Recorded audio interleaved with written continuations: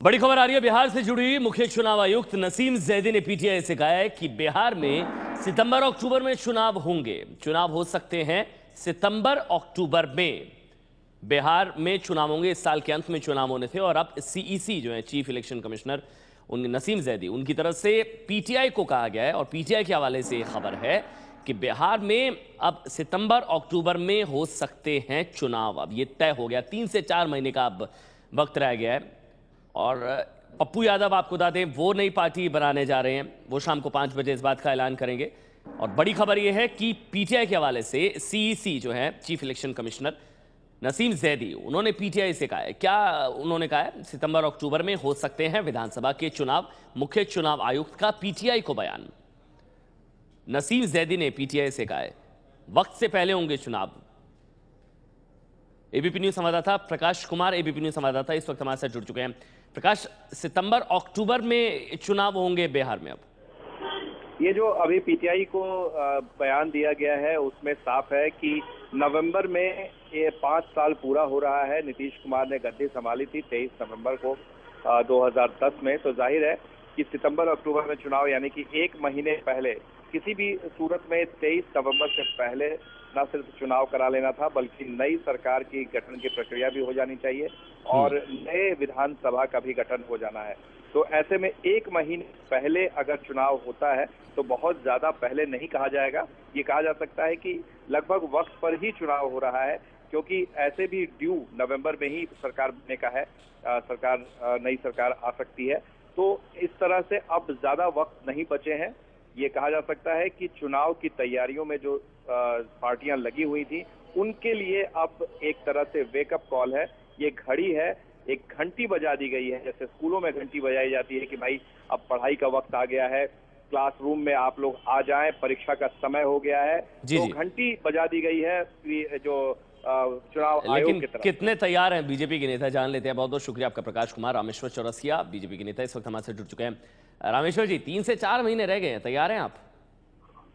अभी देखिए तैयारी तो चल ही रही है और अभी आपका सुन रहा था तो कह रहे वक्त के पहले ऐसा नहीं है। सितंबर में तो किसी भी हालत में वहां पर चुनाव आयोग घोषणा कर देता है। और पिछली बार आपको बताऊं जो चुनाव हुआ था 1 महीना 15 अक्टूबर से 16 नवंबर तक, वो 5 फेजेस में हुआ था। मुझे नहीं लगता है कि इस बार उसकी जरूरत है। उससे खर्चा भी ज्यादा होता है और चुनाव आयोग एक ही चरण में होने चाहिए खर्चे पे जी। तो उसमें मुझे लगता है कि चुनाव नवंबर में, क्योंकि इधर देखिए उसको ये भी देखना पड़ता है दशहरा, दिवाली, छठ, ये सारी चीजें बिहार में देखनी पड़ती है। अच्छा, चुनौती कितनी बड़ी है? आप रामेश्वर जी ये बताइए ना, चुनौती कितनी बड़ी है? महागठबंधन तैयार हो रहा है आपके खिलाफ। बड़ी की नहीं, दिल्ली चुनाव के बाद बिहार में ही चुनाव था, इसीलिए हम लोग तो पूरे प्रोसेस में लगे होंगे। आप देख रहे होंगे बीजेपी का घर घर का अभियान जो चल रहा है, गाँव तक जा रहे हैं, मंडलों के सम्मेलन हो रहे हैं। हमने तो तैयारी शुरू कर दी है। नहीं, महागठबंधन है आपके खिलाफ जी। बिहार में महागठबंधन तैयार हो रहा है आपके खिलाफ। देखिए महागठबंधन में क्या है, अभी लालू जी के खौफ के चलते ही नीतीश जी हमारे साथ है तो हम लोग पावर में आए हैं। महागठबंधन बन रहा है तो हम उसको भी सीरियसली लेते हैं, कभी अपोजिशन को हल्के से नहीं लेना चाहिए। लेकिन उस महागठबंधन की अब विश्वसनीयता बची नहीं है। जहां लालू जी रहेंगे वहां विश्वसनीयता नहीं रहेगी। अच्छा, विश्वसनीयता नहीं बची, उनकी क्रेडिबिलिटी आप बता रहे हैं कि विश्वसनीयता नहीं बची। हमारे साथ पवन वर्मा है, एक बार रिएक्शन ले लेते हैं ना। हमारे साथ पवन वर्मा जेडीयू के नेता, वो भी इस वक्त हमारे साथ हैं।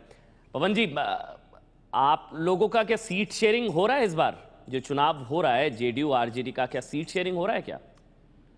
आप जैसे जानते हैं विलय की तो घोषणा हो ही चुकी है, उसमें बातचीत चल रही है, सीट शेयरिंग होगी, ये गठबंधन बनेगा सांप्रदायिक शक्तियों को रोकने के लिए और बीजेपी के नाकाम शासन प्रशासन को चुनौती देने के लिए एक बड़ा गठबंधन बनेगा और हम चुनाव के लिए तैयार हैं।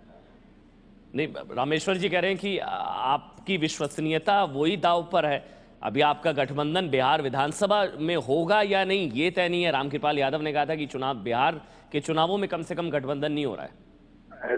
कि चौरसिया साहब तो इसकी विश्वसनीयता पर बोलेंगे ही, पर मैं आपको आश्वस्त करता हूं कि ये गठबंधन मजबूत है, ये गठबंधन कारगर होगा। चुनाव में आप देखेंगे और बिहार नहीं, की मैं इसमें मैं जनता ऐड करना चाहूंगा। पूरी जी मात्रा बताएं बताएं रामेश्वर जी। को समर्थन देगी। इसमें मैं ऐड करना चाहूँ, पवन वर्मा जी को मालूम है ये मामला वहां फंस गया है इनका कि लालू जी का कहना है कि पिछले चुनाव में 110 पर हम सेकंड हुए हैं और 32 पर फर्स्ट है। नीतीश कुमार जी लोकसभा में मात्र 18 पर फर्स्ट है, 19 पर सेकंड है, लेकिन ज्यादा सीटें ये बीजेपी के साथ रह के जीते हैं। तो वो कंसीड करने को तैयार नहीं है, जो 2 दिन से पेपरों में आ रहा है। सवाल ये बीजेपी का नहीं, इनका अंदर का मामला है। इसीलिए मुझे लग रहा है कि जिस तरह से विलय नहीं हुआ उसी तरह से गठबंधन होगा या झारखंड की तरह टूट जाएगा, इस पर प्रश्न चिन्ह लगा हुआ है। गठबंधन पर ही प्रश्न चिन्ह है क्या पवन वर्मा जी? अंदर की लड़ाई, घर की ऐसा लड़ाई है आपकी? कि चौरसिया साहब की मैं सोच को समझ सकता हूं कि वो चाहते हैं कि ये गठबंधन ना हो, क्योंकि अगर गठबंधन हो जाएगा तो बीजेपी का नामो निशान नहीं रहेगा। तो इस बात को मैं समझता हूं, पर मैं उनको ये भी बताना चाहूंगा कि जब भी इस तरह का विलय या गठबंधन, विलय ही हमने, विलय का तो घोषणा हो चुकी है, और इस तरह का विलय हो या गठबंधन हो या राजनीतिक बातचीत हो तो उसमें जो चीजें होती हैं उन पर थोड़ा सा वक्त लगता है। अब उनकी उम्मीद ये है कि ये गठबंधन होगा ही नहीं। मैं उनको ये बताना चाहता हूँ कि ये गठबंधन ही नहीं, विलय भी होगा। हम एक कारगर रूप से बीजेपी का सामना करेंगे, जो उन्होंने किसानों पे जुल्म किए हैं, जो अब तो उन्होंने कुल मिलाकर 3-4 महीने रह गए पवन जी। देखिए पवन जी जो बोल रहे हैं वो मैं नहीं बोल रहा हूँ, मैंने तो इनके नेताओं के वक्तव्य बताए हैं। वो तो मान चुके हैं हम कि आपका गठबंधन हो चुका, विलय हो चुका, लेकिन अभी जो चल रहा है झगड़े, मैं ये आपको याद दिला रहा हूँ, अभी 2-3 दिन से आप पेपर में देख रहे होंगे, हमें उससे कोई मतलब नहीं है। आप गठबंधन करें, महागठबंधन, बीजेपी को कोई फर्क नहीं पड़ता पवन जी। और चुनाव तो इस बार सही मामले में नीतीश जी रहे, लालू जी है, कांग्रेस साथ भी आप लोग रहेंगे तो हार आप लोगों की निश्चित है। बीजेपी की सरकार बननी है, वो अलग विषय है। लेकिन मैं रिसेंट जो डेवलपमेंट हुआ 3 दिन तक, उस पर जो पब्लिक पोस्चर जो लिए हैं आपके नेताओं ने, उसका मैंने जिक्र किया। हमें आपके इंटरनल मामले से कोई मतलब नहीं है, लेकिन आप भी जानते हैं कि 2 दिन से जिस तरह की बयानबाजी हो रही है, लालू जी बोल रहे हैं, रघुवंश बाबू बोल रहे हैं, नीतीश जी बोल रहे हैं, इस पर बोला मैं। एक मौका मुझे भी दीजिए। मैं जानता हूं कि आप ये समझते हैं कि हमारा अंदरूनी मामला है, पर आपकी बड़ी पैनी नजर उस पर लगी हुई है। अच्छा चलिए, आप दोनों से गुजारिश करूंगा, बने रहिए हमारे साथ। आरजेडी से राजनीति प्रसाद भी हमारे साथ जुड़ चुके हैं, एक बार उनसे भी बात कर लेते हैं। पवन जी, और आप बने रहिए हमारे साथ। एक बार राजनीति प्रसाद आरजेडी से भी हमारे साथ जुड़ चुके हैं। राजनीति प्रसाद जी, 3 से 4 महीने रह गए हैं। अब सीईसी ने कह दिया है कि सितंबर अक्टूबर में चुनाव होंगे। देखिए, इस बार जो हमारा गठबंधन है और विलय है, सब कुछ हो गया, अब कोई दिक्कत नहीं है। बात समझे, मेंटली हम लोग विलय में हैं और गठबंधन में हैं। अब वो टेक्निकली थोड़ा इधर उधर होता है, उसको कोई खास बात नहीं है।